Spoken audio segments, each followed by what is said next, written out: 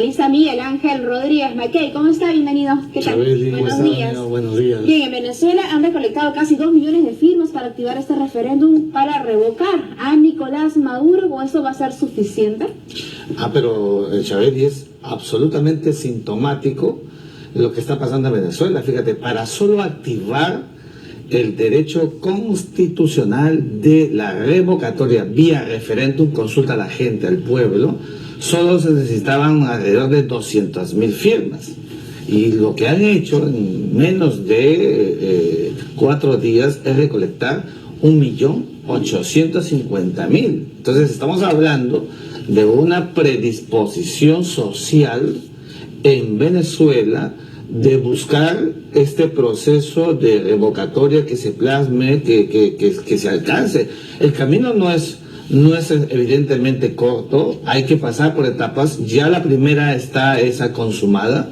Se acaba de presentar ante el Consejo Nacional Electoral venezolano, lo que para nosotros es el Jurado Nacional de Elecciones, las firmas, y resulta que ahora el gobierno las quiere cotejar, las quiere auditar, una cuestión que no está previsto ni en la Constitución, ni en las reglas, ni en los elementos de juicio de valor que maneja el procedimiento. Entonces, ¿cuál es el objeto del gobierno? Que el objeto del gobierno es que se dilate lo más posible este proceso de revocatoria.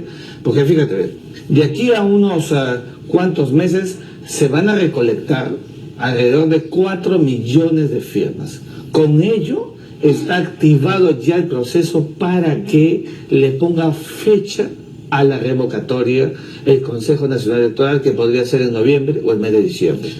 Y entonces estamos hablando de un proceso que, primero, que hay mucha predisposición social, y cuando llegue ese momento, lo más probable es que se pase los 7.500.000 votos, o sea, firmas, que fue lo que alcanzó Maduro en la última elección, más un voto.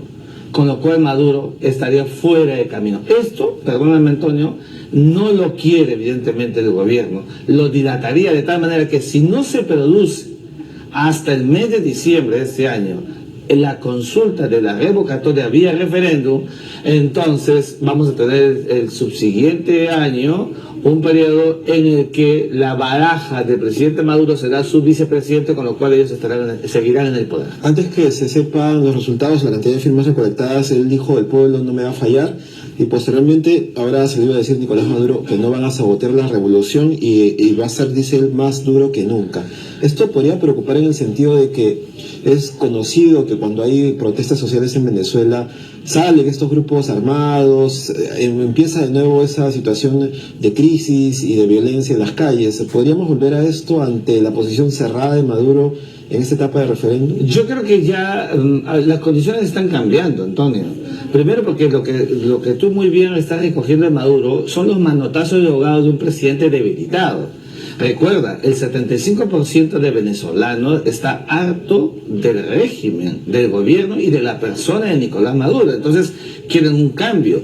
Estos sectores sociales que armó en su proceso el chavismo también están resultando contestatarios, y entonces yo creo más bien que lo que se va a producir en Venezuela es que si hay una actitud recalcitrante, terca del presidente Maduro, que controla pues el poder coactivo, las fuerzas, el poder de la amenaza, que tiene ese monopolio, evidentemente lo que va a pasar es que se va a producir una fractura interna dentro del propio chavismo e incluso de los propios sectores militares. No hay que olvidar que hay un general que acaba de ser imputado como golpista, y entonces hay una fragmentación interna en una Venezuela que, si esto no prospera por la vía democrática, lo más probable es que se produzcan algunos procesos conflictuales que puedan terminar defenestrando a Nicolás Maduro de una manera que nadie quiere que se produzca. ¿Qué pasará si el régimen de Maduro se niega a abandonar el cargo, y si en la ONU salen estas famosas voces que se suelen escuchar de que un gobierno electo democráticamente debe cumplir el tiempo de mandato establecido? Claro, bueno, las Naciones Unidas que viene comportando un buen trabajo en algunos países. Hemos visto el caso de Guatemala, con presencia de una comisión importante para ver fenómenos de corrupción. Aquí en el caso de Venezuela, es que se tratan de dos cosas. Mientras hay que mantener lo establecido en las reglas del derecho nacional, es decir, que en Venezuela el presidente debe gobernar hasta el final de su mandato, también es una regla del derecho venezolano que después de 3 años de mandato está expedito en la necesidad de que, si la gente lo considera, exista una revocatoria, porque son las reglas sociales y las reglas políticas y las reglas económicas las que deciden a un país.